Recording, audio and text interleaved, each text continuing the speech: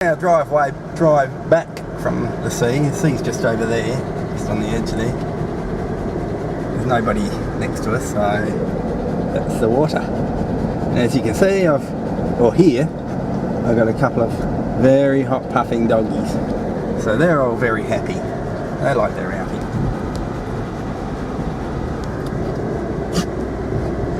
And coming up to the right here, I'll try not to get these cars in the shop because they probably don't like it and they might get upset, is the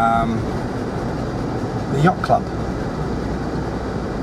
So we're going to go all the way down, long ways.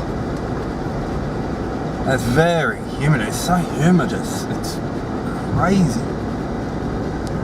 So here's the yacht club. All the boats are stored.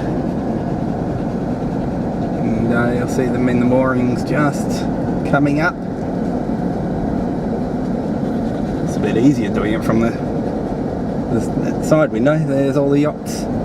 Millions and millions and millions of dollars worth of yachts. So we've got to go all the way down here. Fair way down, about 5k I think. And then we turn off. So it's probably going to be a few part series, this one. It might be a bit long. So see you everybody.